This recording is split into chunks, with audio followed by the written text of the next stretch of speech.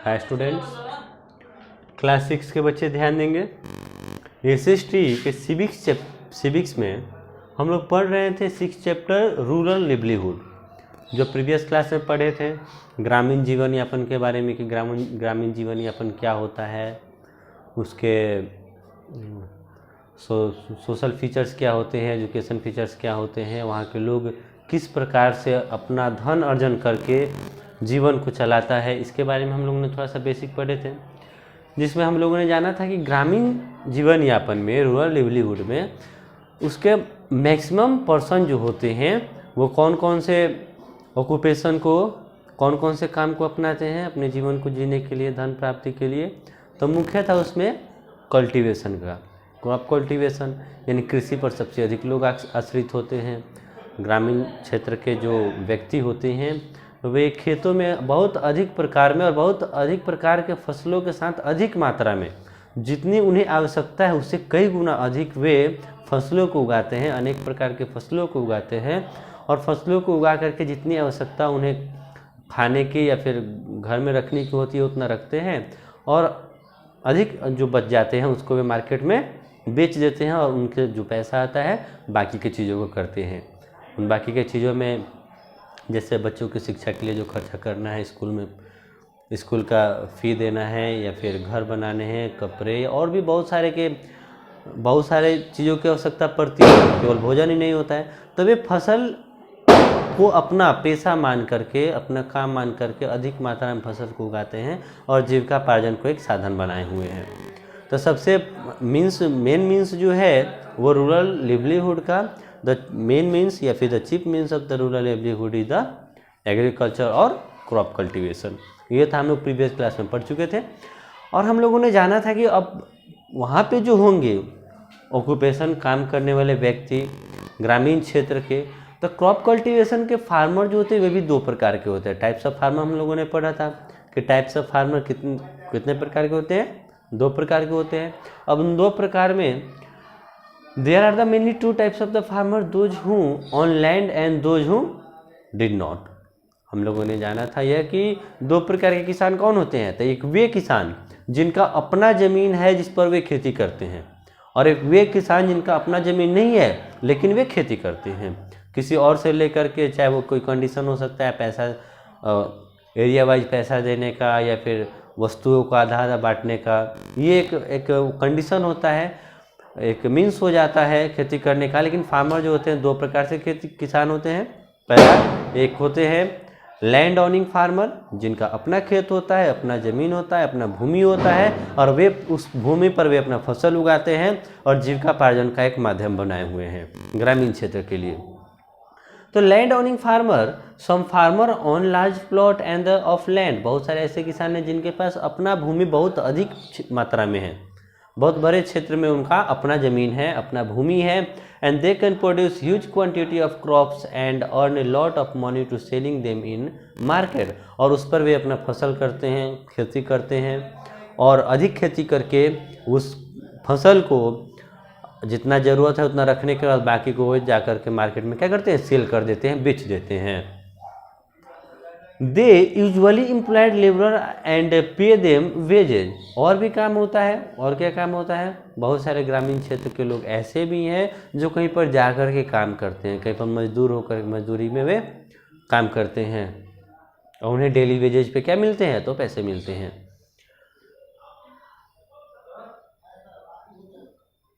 Plants sapling remove weeds to fill the land. Plant sapling remove weeds, spray pesticides and harvested the crops. और ये भी होता है कि अब खेती हो रहा है तो खेती करने में बहुत बड़े पैमाने में खेती हो रहा है, बहुत बड़े क्षेत्र में खेती हो रहा है, तो वहाँ पे चाहिए कि हम मिट्टी को बनाने के लिए, उर्वरक बनाने के लिए उसको पहले क्या करना पड़ेगा, प्लोइंग का काम करना पड़ेगा।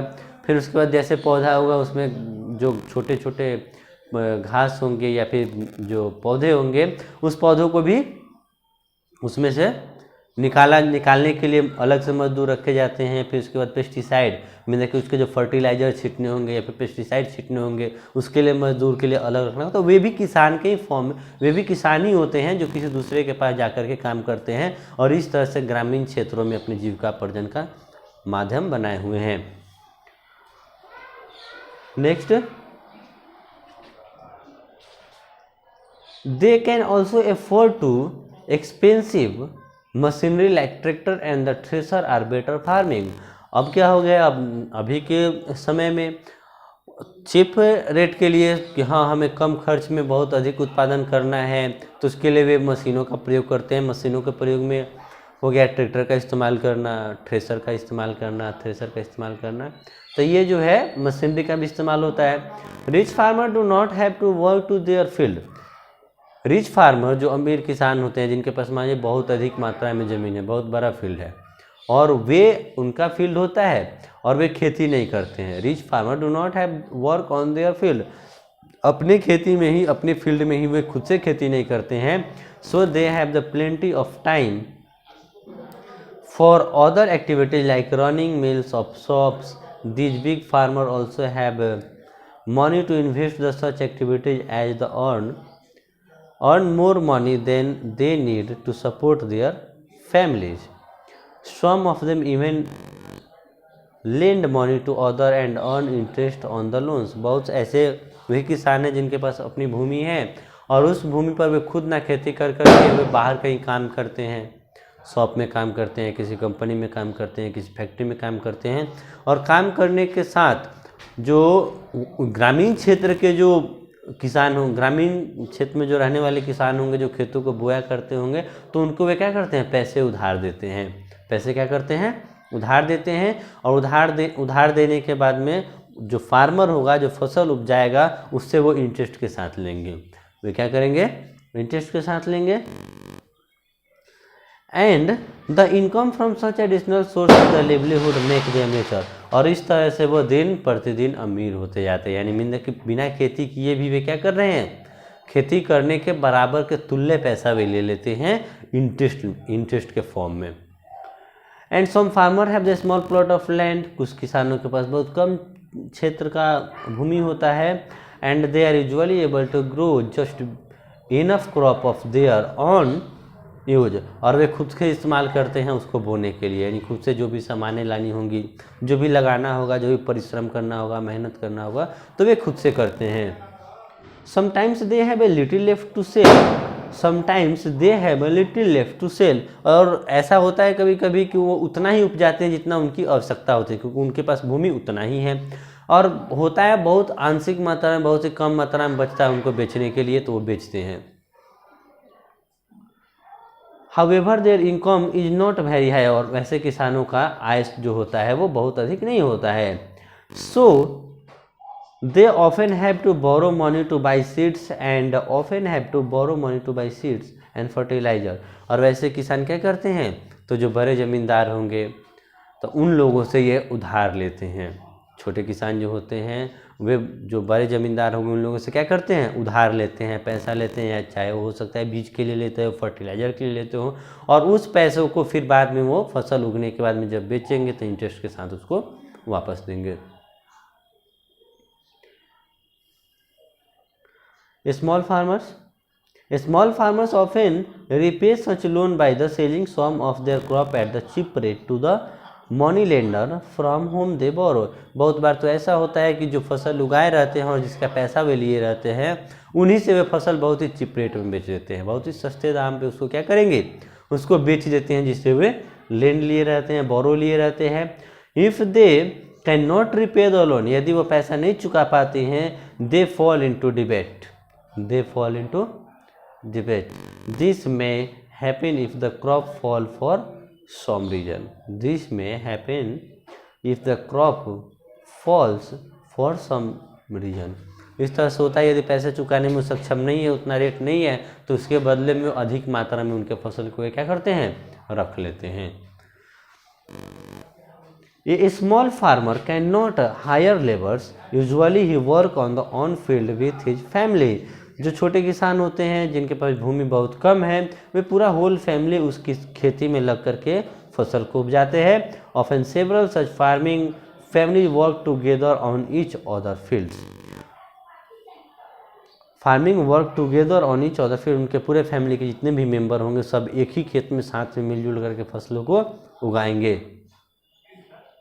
Most small farmer have to look at the additional resource of livelihood of order to make it meet. उसके बाद फसल के साथ जो और भी छोटे किसान होते हैं जिनके पास अपनी भूमि नहीं है और फसल करते हैं, खेती करते हैं, तो अदर भी काम करते हैं, कहीं पर लेबर वर्क का भी काम करते हैं.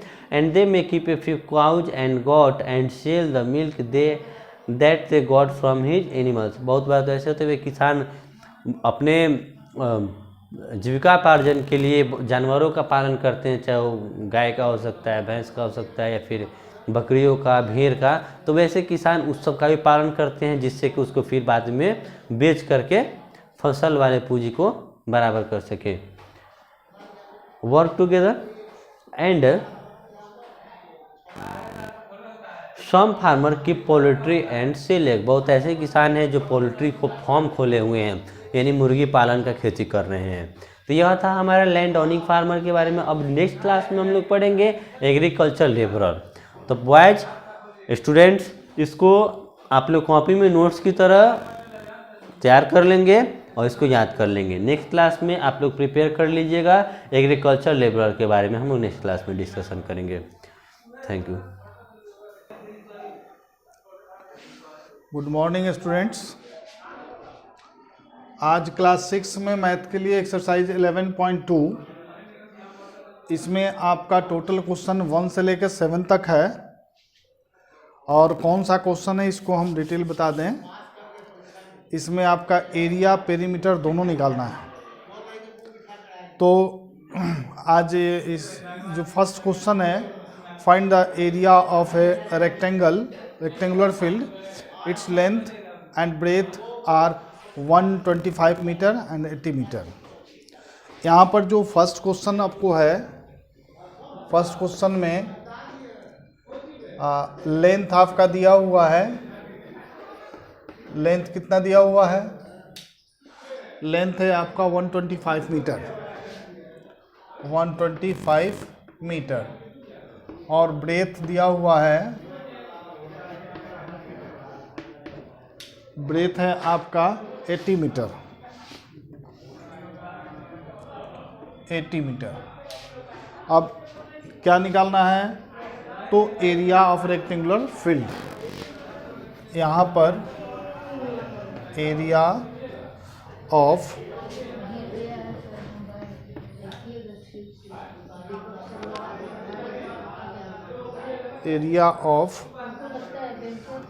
रेक्टेंगुलर फील्ड,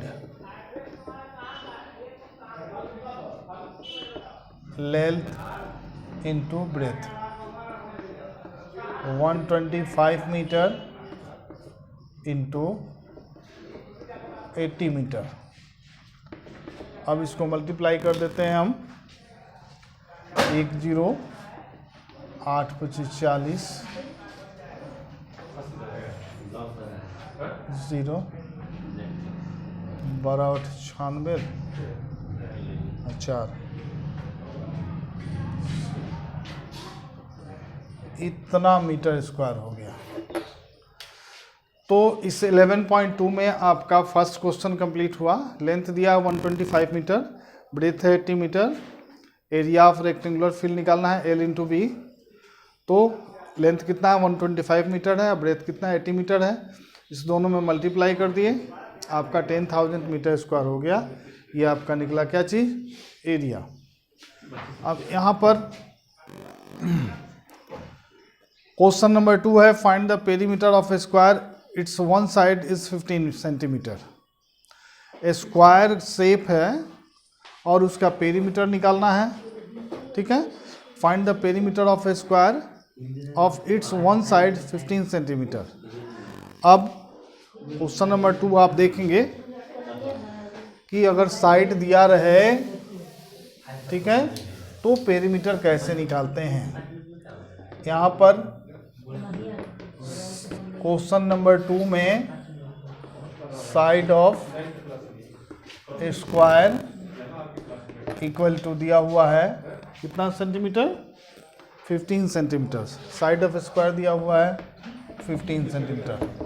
निकालना है perimeter of square equal to 4 into side, यानी 4 इंटू 15 सेंटीमीटर, यानी 60 सेंटीमीटर आपका आंसर हो गया। तो इस तरह से question number 3, what is the perimeter of a square whose area is 144 centimetre square. अब तीसरा नंबर क्वेश्चन आप देखेंगे कि अगर एरिया दिया हो तो पेरीमीटर कैसे निकालते हैं, और पेरीमीटर निकालने के लिए हमको क्या चाहिए। तो थर्ड नंबर क्वेश्चन में आपका एरिया दिया हुआ, एरिया ऑफ स्क्वायर दिया हुआ है कितना, 144 cm square. Area of, question number third, area of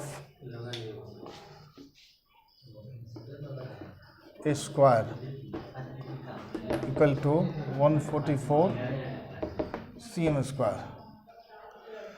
तो साइड ऑफ स्क्वायर क्या होगा, साइड ऑफ स्क्वायर होगा रूट अंडर एरिया। अब रूट अंडर एरिया मेरे पास कितना है, 144 cm स्क्वायर है, बाहर निकलेगा तो 12 सेंटीमीटर हो जाएगा। अब यहाँ पे साइड ऑफ स्क्वायर आपका निकल गया कितना, 12 सेंटीमीटर। तो अब यहाँ देखेंगे कि perimeter of a square equal to 4 into side होता है। तो 4 इंटू साइड कितना दिया हुआ है, 12 सेंटीमीटर, यानी 48 सेंटीमीटर निकल जाएगा आपका क्या चीज़, साइड। अब यहाँ पेरीमीटर निकल गया आपका 48 सेंटीमीटर। तो एरिया अगर स्क्वायर का दिया हुआ है तो सबसे पहले हम साइड निकालेंगे। साइड ऑफ स्क्वायर क्या होता है, रूट अंडर एरिया। अब रूट अंडर एरिया, एरिया कितना है मेरे पास, 144 cm स्क्वायर है। तो 144 cm स्क्वायर को इस रूट के बाहर लाएंगे तो 12 सेंटीमीटर हो जाएगा। अब साइड मेरा 12 सेंटीमीटर हो गया, तो पेरीमीटर ऑफ स्क्वायर क्या होगा, 4 इंटू साइड यानी 4 into 12 centimetre equal to 48 centimetre. तो ये था आपका थर्ड नंबर का क्वेश्चन। अब जो क्रिटिकल क्वेश्चन है उसको देखेंगे, जो थोड़ा सा हार्ड है। सबसे लास्ट क्वेश्चन 7 नंबर में आइए। 7 नंबर क्वेश्चन है, the length and breadth of a rectangular field are in the ratio 3:2। If the breadth is 120 meter, then find its perimeter। तो जो साइड दिया हुआ है रेक्टेंगल का, उस साइड रेशियो में दिया हुआ है।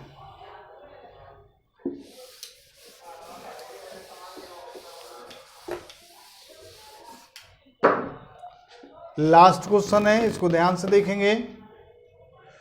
यहाँ पर जो रेक्टेंगुलर फील्ड का साइड है, लेंथ और ब्रेथ जो दिया हुआ है वह 3:2 में दिया हुआ है।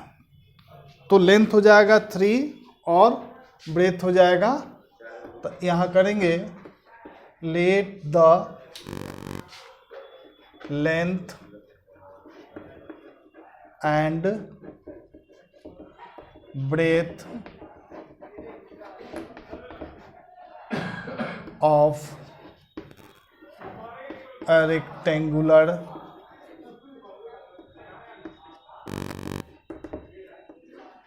field be 3x and 2x। लेंथ हो गया 3x और ब्रेथ हो गया 2x। अब क्वेश्चन क्या कहता है, क्वेश्चन कहता है कि the length and breadth of rectangular field are in ratio 3:2 if the breadth is 120 metre. ब्रेथ कितना दिया हुआ है, 120 metre. Then find its perimeter. तो सबसे पहले ब्रेथ जो है उसको निकालते हैं। ब्रेथ दिया है कितना, यहाँ पर देखिएगा क्वेश्चन में ब्रेथ आपका कितना है, 2x है। तो according to question breadth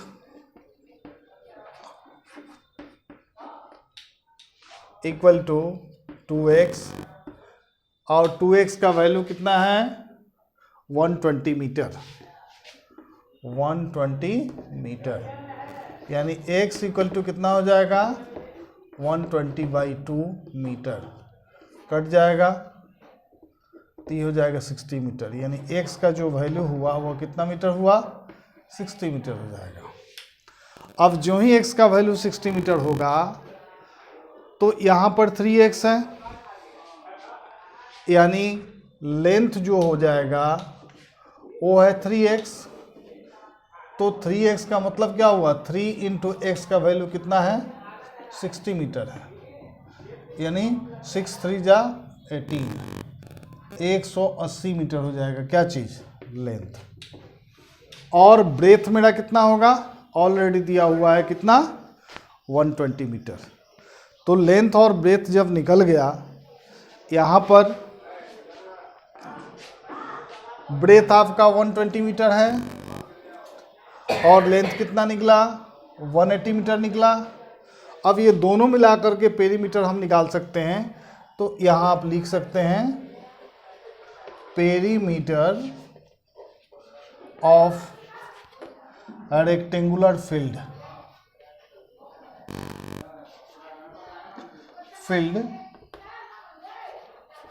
equal to 2 into L plus B.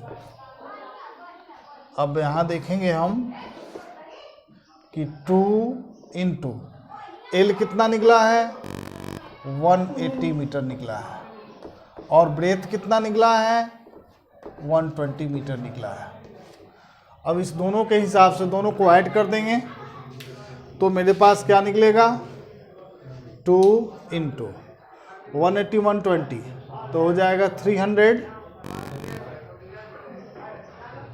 300 centimetre, और दोनों को गुना कर 3 2 जा 600, ये आपका आंसर हुआ। तो ये क्वेश्चन जो क्रिटिकल था, जो समझना बहुत ज़रूरी था, तो इसमें साइड दिया हुआ रेशियो में और ब्रेथ दिया हुआ 120 मीटर, पेरीमीटर आपको निकालना था। तो ये कंप्लीट हो गया।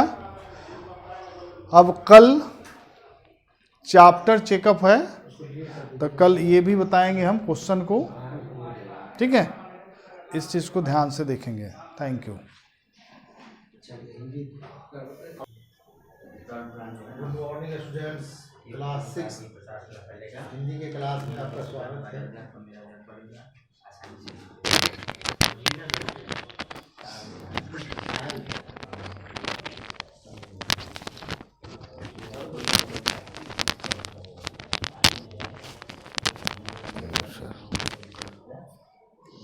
गुड मॉर्निंग स्टूडेंट्स, क्लास 6 आज पढ़ना है 18 चैप्टर में हेलन केलर। ये एक ऐसे औरत का कहानी है जो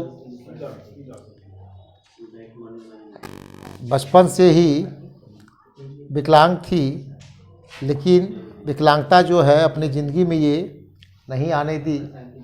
ये शरीर से विकलांग थी लेकिन इसके दिल से विकलांग नहीं थी।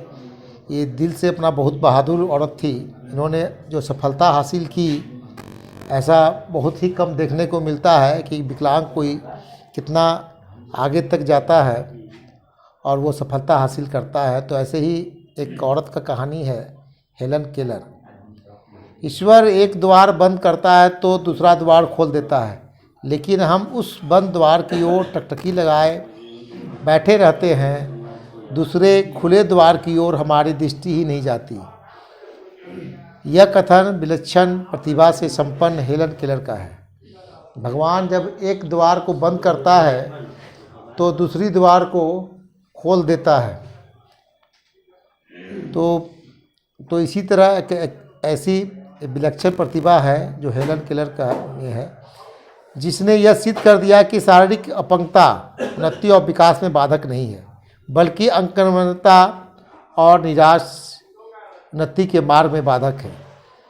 आदमी को शरीर से कमज़ोर है तो कोई बात नहीं, लेकिन मन से आदमी को दिल से मजबूत होना चाहिए, दिल में संकल्प होना चाहिए किसी काम को करने का। हेलन केलर का जन्म 27 जून 1880 ईस्वी को अमेरिका के एलबामा प्रदेश के टस्कम्बिया कस्बे में हुआ था। जब इस बच्ची का जन्म हुआ था तब यह अत्यंत सुंदर और स्वस्थ थी। हेलन केलर का जन्म जो अमेरिका में एक एलबामा प्रदेश है वहाँ हुआ था, तो ये जब जन्म ली थी तो काफ़ी सुंदर और स्वस्थ थी, और माता पिता जो उसके थे से बहुत प्यार करते थे। तो दुर्भाग्यवश जब ये बच्ची 19 माह की हुई, यानी कि 19 महीने की हुई, तो उसे तेज बुखार आ गया। बुखार तो 3-4 दिन में ठीक हो गया, लेकिन बच्ची की देखने, बोलने और सुनने की क्षमता खत्म हो गई। जब इसको बुखार हुआ, काफ़ी तेज़ बुखार होने पर आदमी का स्वास्थ्य जो होता है काफ़ी हद तक ख़राब हो जाता है। उसी तरह इसका भी हुआ, तेज़ बुखार हुआ, जिसके कारण सुनने, बोलने और देखने की शक्ति चली गई। उसके माता पिता कैप्टन केलर और श्रीमती केलर को गहरा आघात लगा। किसी भी बच्चे को जब इस तरह का होता है, बीमार पड़ता है, तो किसी भी माता पिता के लिए दुख की घड़ी होती है। उसी तरह इनके माता पिता को भी काफ़ी आघात लगा कि हमारे बच्ची के साथ क्या अनहोनी हो गई। उन्होंने उसे अनेक चिकित्सकों को दिखाया, लेकिन कोई लाभ नहीं हुआ। ये जो थे अपने बच्ची को ऐसा होने के बाद काफ़ी डॉक्टरों के पास, चिकित्सक के पास ले गए, दिखाए, लेकिन डॉक्टरों ने निगेटिव में ही जवाब दिया। धीरे धीरे हेलन केलर बड़ी होने लगी। बच्चा में जब छोटी थी तो ऐसा उसके साथ घटना घटा, अब धीरे धीरे ये बड़े होने लगी। वो भी बाल सुलभ क्रियाएँ करती। अब छोटे बच्चे जैसे खेलते हैं उसी तरह और बच्चे के साथ ये भी खेलती थी, लेकिन शारीरिक क्षमता में कमी होने के कारण ये अन्य बच्चों के साथ खेल नहीं पाती थी। जैसे कि और स्वस्थ बच्चे जैसे खेलते हैं उस तरह ये खेल नहीं पाती थी, क्योंकि ये शरीर से कमज़ोर थी। हेलन के इलाज के दौरान श्रीमती केलर की मुलाकात, जिस वक्त हेलन का इलाज चल रहा था उस समय जो उनकी माँ थी श्रीमती केलर की मुलाकात एक डॉक्टर माइकल एनोवनास से हुई। उन्होंने एक कुशल अध्यापिका एनी सुलेमान को टस्कम्बिया भेज दिया। एनी सुलेमान स्वयं कुछ वर्षों तक दृष्टिहीन रह चुकी थी। उसकी माँ की मुलाकात एक डॉक्टर माइकल से जब हुई तो उन्होंने एक कुशल अध्यापक को, एनी सुलेमान जो थी, उसको वहाँ भेज दी, और वो खुद पहले भी दृष्टिहीन थी और इस तरह का वो परिस्थिति को समझती थी। तो डॉक्टर एनोवनास ने ही उनकी आंखों का ऑपरेशन करके उन्हें रोशनी प्रदान की। एनोवनास जो थे उन्होंने ही जब ये इसका सुलेमान जो थी, एनी सुलेमान अध्यापिका थी, उसका इलाज जो डॉक्टर एनोवनास ने किया था, आंखों का ऑपरेशन, जिससे वो देखने लगी थी। एनी सुलेमान हेलन केलर के घर टस्कम्बिया आ गई। अब उसको जो हेलन केलर थी उसको पढ़ाने के लिए, देखने के लिए, उसको शिक्षित करने के लिए एनी सुलेमान जो थी उसके घर आ गई। उन्हें देखकर हेलन की माँ ने सोचा कि इतनी कम उम्र की लड़की हेलन को क्या पढ़ाएगी। जो डॉक्टर एनोवनास जो थी, ये डॉक्टर एनी सुलेमान जो थी वो कम उम्र की थी, तो उसके माता पिता सोचे कि ये तो खुद कम उम्र की है, क्या इसको पढ़ाएगी हेलन केलर को। हेलन अपंग होने के साथ साथ बहुत जिद्दी और क्रोधी भी थी। हेलन जो थी अपंग थी, तो वो आदमी जब इस तरह का शरीर में हो जाता है तो आदमी जरा सा जिद्दी भी और क्रोधी भी हो जाता है। तो इसी तरह ये हेलन केलर भी जो थी जिद्दी और क्रोधी थी, लेकिन एनी अपना सारा समय और कुशलता हेलन केलर में लगाने लगी। वो उसे बड़े प्यार से समझाती और देखती थी। जो टीचर उसके लिए आई थी एनी सुलेमान, वो हेलन केलर को बहुत प्यार से पढ़ाती थी और उसको डांटती नहीं थी, बहुत सोच समझ कर पढ़ाती थी ताकि ये कुछ सीख जाए, समझ जाए। एनी ने हेलन के माता पिता को समझाया कि वे उसे लाचार और असहाय समझकर उस पर दया ना दिखाया करें, बल्कि उसे अपना कार्य स्वयं करने के लिए प्रेरित करें। एनी ने हेलन की माँ से कहा वह हेलन को उनसे दूर रखना चाहती है। हेलन की भलाई को सोचते हुए वे इस बात के लिए तैयार हो गई। उसकी टीचर जो थी वो हेलन की माँ से कही इसको अपने से दूर रखिए, ताकि ये अकेले जब अपने पर सब पड़ेगा, जवाबदेही आएगी तो ये संभलेगी और समझेगी, नहीं तो दूसरे के सहारे रहेगी तो ये कुछ सीख नहीं पाएगी। इसी के लिए इसको कहीं दूर भेजिए ताकि ये सीखे और अपने आप में आत्मबल, इसमें आत्मनिर्भरता है, आत्मबल आए, ताकि ये ज़िंदगी में आगे भी और कुछ बने, आत्मनिर्भर बने, किसी का सहारे की ज़रूरत ना पड़े। तो आज आधा पढ़ाया गया है, शेष भाग को कल पढ़ाया जाएगा। धन्यवाद। भाई गुड मॉर्निंग स्टूडेंट। क्लास 6 के लिए बात कर रहे थे पिछले दिन कि लिविंग और नॉन लिविंग में, तो और इसमें हम चर्चा किए थे आपको बायोटिक और एबायोटिक कंपोनेंट्स के बारे में। आज हम चर्चा करेंगे हैबिटेट, घर, मेरा निवास स्थान। ठीक है ना? तो हैबिटेट है क्या, मेरा निवास है क्या? हाँ, एक एग्जाम्पल हम आपको बताए थे कि मान लो कि जैसे हमारे शहर के दक्षिण में सरयू नदी है और नदी के उस पर एक खाली जगह है, बहुत सारा खाली जगह, जिसको हम क्या बोलते हैं, दियर। तो अगर दियर में हम आपको क्या करें, दियर में आपको बहुत सुंदर घर बना दे, सिंगल रहने के लिए खाने की सारी चीज़ें अवेलेबल हो कर दे, क्या आप वहाँ रह पाएंगे? नहीं, हम नहीं रह पाएंगे। क्योंकि है क्या भाई, हम सोशल एनिमल है, हम समाज में ही रह पाएंगे। तो हैबिटेट वो जगह है जहाँ कोई भी जीव रहता है, अपना जीवन यापन करता है, अपनी लाइफ स्पैन को ढंग से सस्टेन करता है, अपने ऑर्गेनिज्म को आगे बढ़ाता है, स्पीसीज को आगे बढ़ाता है, तो उसको हम कहते हैं हैबिटेट। अब हैबिटेट जो होते हैं कई तरह के होते हैं। अब हैबिटेट कई तरह, मैंने कहा कई तरह के, हाँ भाई कई तरह के। ऐसा है कि कुछ चीजें जो होती है पानी में रहती है, तो उसको हम क्या कहते हैं, उसका हैबिटेट क्या हो गया, एक्वेटिक हो गया, पानी में रहने वाला हो गया। कुछ चीजें जो क्या है धरती पर रहती है, तो उसका हम क्या करते हैं, टेरेस्ट्रियल हो गया। कुछ चीजें देखिए आपके बुक्स में इस बात की चर्चा नहीं है, एयरबोरल। कुछ जीव ऐसे होते हैं जो हवा में रहते हैं। अब एक सवाल मन में आएगा, क्या हवा तो हवा में ही रहते हैं? नहीं, मैक्सिमम टाइम जो अपना स्पेंड करते हैं वो हवा में स्पेंड करते हैं, तो वो कहलाते हैं एरियल। अब एक बात और है एक्वेटिक में। एक्वेटिक की बात मतलब क्या है, पानी में रहना। तो मैंने पिछले दिन आपको कहा था कि मछली जल की रानी है। हाँ भाई सही है, मछली जल की ही रानी है, वो धरती की रानी नहीं हो सकती। वो सरवाइव करेगी, रहेगी, जिएगी, मरेगी कहाँ, पानी में। लेकिन जैसे वो अपना हैबिटेट बदलेगी, जैसे वो अपना आवास बदलेगी, धरती से पानी से धरती पर लाया जाएगा, वो मर जाएगी। अब बात करते हैं हम टाइगर की। टाइगर फॉरेस्ट का ही में रहता है। क्यों रहता है फॉरेस्ट में? क्या टाइगर को हम माउंटेन पर रख दें वो रहेगा? नहीं, वो टाइगर माउंटेन पर नहीं रहेगा। इसलिए टाइगर माउंटेन पर नहीं रहेगा क्योंकि टाइगर एक कार्निवोरस एनिमल है, उसको हर्बीवोर चाहिए, शाकाहारी जीव का मांस खाएगा। तो शाकाहारी जीव कहाँ मिलेंगे भाई? वो जंगलों में मिलेंगे, जैसे गोट है, डियर है, रैबिट है ना, मोर, ये ऐश है, वाइल्ड बुफेलो है, एलिफेंट है, एलिफेंट तक का शिकार टाइगर कर लेते हैं। तो कहने का मतलब है कि टाइगर का हैबिटेट कहाँ होगा? फॉरेस्ट होगा। फॉरेस्ट क्यों होगा? क्योंकि उसको खाने लायक सामान मिलेगी। तीसरी बात है, कुछ जानवर ऐसे होते हैं जिसको हम एम्फीबियंस कहते हैं, जो दोनों लैंड और वाटर दोनों पर जीते हैं, जिसमें क्या आते हैं, क्रोकोडाइल आते हैं, टर्टवाइज आते हैं, टर्टिल आते हैं। देखो टर्टवाइज टर्टिल दोनों अलग है। दूसरी बात है फ्रॉग, मेनली फ्रॉग आता है।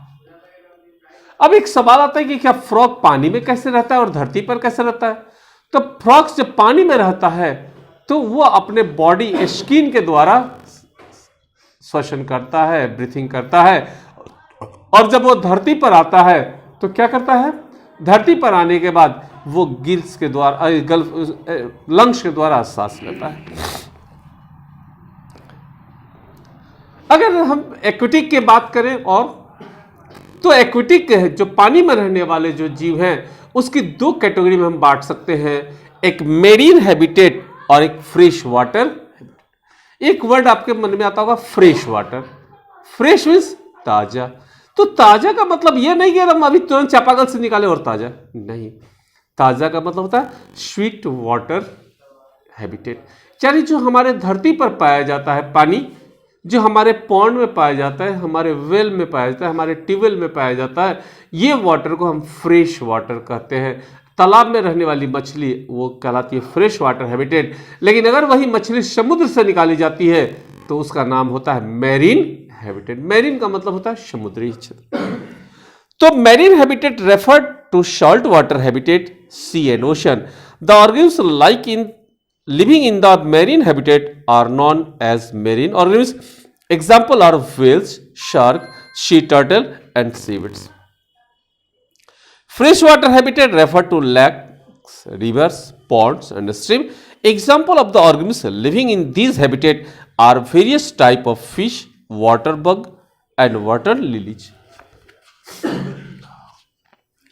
एक वर्ड आया और कोस्टल हैबिटेट। भाई कोस्ट किनारा, समुद्र के किनारे। तो कुछ ऐसे भी जानवर होते हैं जो समुद्र के किनारे जीवन यापन करते हैं। वो अंदर पानी में भी नहीं जाएंगे और कहाँ नहीं आएंगे, सूखे में भी नहीं आएंगे, वो केवल किनारे पर रहेंगे। ठीक है। There are the variety of coastal habitat are support different type of living organism. Estuarian are the coastal region where a river and a stream containing fresh water meet in salty water of the sea. हाँ देखो, ऐसा coastal area का मतलब क्या हुआ कि ऐसा area जहाँ नदी समुद्र से मिलती है। कहाँ है वो? सुंदरबन डेल्टा। भारत का सबसे फेमस है सुंदरबन डेल्टा, जहाँ सुंदरी नाम की पेड़ पाई जाती है और रॉयल बंगाल टाइगर पाए जाते हैं। ठीक है। Some organisms of this unique habitat support the carp, oyster, seaweeds and mangroves. Mangroves को ही हम कहते हैं सुंदरी। Terrestrial habitat land referred to the best of the living condition because of the great difference in aquatic factors, mainly temperature and availability of water. Therefore, the largest variety of organisms is found in the land. Land organisms are called terrestrial organisms. Terrestrial habitat can be further divided into different types depending on the living condition they offer. Some of these are follow. Desert habitat. Desert मतलब मरुभूमि, जहाँ बालू ही बालू है। तो desert हमें जहाँ बालू वाली क्षेत्र, जैसे भारत में कहाँ है भाई? भारत में है गुजरात, नहीं सॉरी राजस्थान। और राजस्थान के देखते हो इलाके बालू ही बालू हैं। गेट वेरी लिटिल रेन, यहाँ पर बहुत कम वर्षा होती है। एंड होल ईयर ये क्या होते हैं? हॉट एंड ड्राई होते हैं। Some organism living in this habitat are camel, rat, snake and cactus. देखो कैक्टस, कैक्टस एक कॉमन वर्ड है और उसका जो प्लूरल हो जाता है कैक्टी हो जाता है। तो यहाँ पर कैमल मिलेगा। भाई कैमल देखे हो? देखे ही होगे कैमल। रैट्स, स्नेक्स, ये सब कहाँ मिलते हैं? ये राजस्थान के क्षेत्रों में, डेजर्ट क्षेत्रों में मिलते हैं। अब उस ग्रास हैबिटेट जहाँ केवल घास ही घास है। आर मॉडरेटेड, मॉडरेट मतलब नाइदर मच नॉर लेस, ना बहुत ज्यादा ना बहुत कम वर्षा होती है। Example of organism living in this habitat are zebra, giraffe, deer, lion and grass. भाई जेब्रा, जिराफ ये दोनों क्या है भाई? हर्बीवोर्स है। और ये कहाँ रहेंगे? वहीं रहेंगे जहाँ लंबे लंबे घास हो, और जहाँ ये होंगे वहाँ लायन भी होगा, जैसे गुजरात का गिर है ना। रेन फॉरेस्ट ऐसे जगह जहाँ बहुत ज्यादा बारिश होती है। हॉट एंड वेट, जैसे इंडिया का असम। भाई आप जानते हैं ना सबसे ज्यादा वर्षा कहाँ होती है? मशीरम में। चेरापूंजी डिस्ट्रिक्ट के मशीरम नामक गांव में सबसे ज्यादा वर्षा होती है। तो वहां जो हॉट और वेट, गर्म और नम। The wet plenty of rain. Example of organism living in this habitat are monkey, snake, tiger and hundred of variety of tree. भाई असम के जंगलों में क्या होते हैं, बहुत तरह के पेड़ पाए जाते हैं, बहुत शाल सागवान, अभी मैक्सिमम चीज़ वहीं से आता है, और स्नैक्स टाइगर्स पाए जाते हैं। टुंड्रा और पोलर।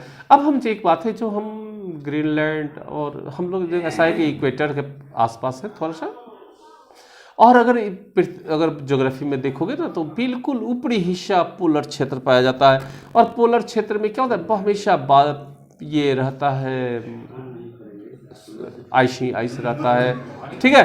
तो वहाँ जो पेड़ पाए जाते हैं, छोटे छोटे पेड़ पाए जाते हैं, उनको टुंड्रा कहते हैं। बिल्कुल बिल्कुल कोल्ड होता है, इसको हम एक तरह से कोल्ड डिजर्ट भी कह सकते हैं। तो यहाँ जो पाए जाते हैं वो पोलर बियर, रेंडियर, पेंगुइन और कुछ छोटे छोटे मॉशस घासें पाई जाती है। माउंटेन हैबिटेट, पहाड़ी क्षेत्र, भाई पहाड़ों पर जाकर देखो, अच्छा लगेगा। कभी कश्मीर घूमो तो वहाँ पर क्या मिलेगा, पहाड़ी ही पहाड़ मिलेगा, और वहाँ जनरली मिलेंगे क्या चीज़, चीर, देवदार यानी पाइन्स, एप्पल्स के पेड़ बहुत सारे मिलेंगे, और जानवरों में क्या मिलेगा, याक, पहाड़ी गाय को हम क्या बोलते हैं, याक मिलता है। They are cold and windy, ये कैसे होता है, ठंडा और हवा वाली है। Snowfall also occur in high mountain, ऊंची पहाड़ों पर क्या होते हैं, स्नोफॉल होता है। Example organs found in their mountain, goat, yak, sheep and pines. हाँ गोट, भाई ऐसा है कि जो गोट है और शिप मैक्सिमम यहाँ पाए जाते हैं, जिसमें कि सबसे फेमस है पश्मीना नाम की गोट। अगर रैबिट भी पाए जाते हैं, जैसे फेमस है अंगोरा गोट, जिसके बॉडी के ऊल से क्या बनता है, पश्मीना शॉल बनती है उसके ऊल से। और अंगोरा रैबिट है, उसके बॉडी से जो ऊल निकलता है वो क्या होता है, अंगोरा ऊल बनता है। एक वर्ड आता है एडॉप्शन, भाई बहुत अच्छा। अडॉप्शन का हिंदी में कहते हैं अनुकूलन। देखो मुझको ये बात पढ़ाने के पहले एक बात याद आ गई, अगर कहीं जाना है मुझको, अगर कहीं रहना है तो मुझको कैसे रहना पड़ेगा, वहाँ के तौर तरीकों के हिसाब से रहना पड़ेगा। और मान लो कि अगर वहाँ के तौर तरीके के हिसाब से हम नहीं रहेंगे तो हम गायब हो जाएंगे, फिनिश कर जाएंगे। अब जैसे है कि मान लो कि हम लोग कश्मीर चले, अभी घूमने जा सकते हैं, वैष्णो माता के दर्शन करने जा सकते हैं, कश्मीर चले, और हम बोले अरे भाई हम तो बिहारी हैं, हम तो टी शर्ट और पैंट पहन के बिहार में रहते हैं ठीक है। तो भाई कश्मीर में इतनी ठंडी है और हम बिहारी बन के कहें कि भाई हम तो टी शर्ट और पैंट पहन कर रहते हैं, हम यही पहनेंगे, तो क्या कश्मीर में हम पैंट शर्ट पहन के रह सकते हैं, नहीं। कश्मीर में अगर पैंट शर्ट पहन के रहेंगे तो हमें ठंड लग जाएगी। वहाँ के लिए हमको inner, trouser, jacket, cap, gloves, shoes, woollen sock, इन सब चीज़ों की ज़रूरत पड़ेगी। अगर मान लो भाई हम लोग कहें वहाँ पर कि हम बिहारी हैं, हम तो रोटी खाएंगे, चावल खाएंगे, तो वहाँ नहीं मिलेगा, बहुत कम मिलता, चावल मिलेगा। अगर हम साउथ चले जाए और हम बोले अरे हम तो बिहारी हैं, हमको तो सरसों तेल की सब्जी चाहिए, रोटी चाहिए, तो वहाँ सरसों तेल की जगह कोकोनट ऑयल लगता है, वहाँ पर राइस ज़्यादा होती है और सी फूड की प्रधानता है। तो जहाँ जैसे जगह पर हम जाएंगे, अगर उसकी तरह एडॉप्ट अगर हम नहीं करते हैं तो हम क्या होंगे, हम वेनिश हो जाएंगे, गायब हो जाएंगे। तो ये एडॉप्शन है, और एडॉप्शन के चैप्टर की चर्चा जो है हम नेक्स्ट क्लास में करेंगे, ठीक है। एडॉप्शन प्लांट्स में भी होगा और एनिमल्स में भी होगा, ठीक है। तो बस आज आई थिंक ख़त्म कर देना चाहिए। थैंक्स।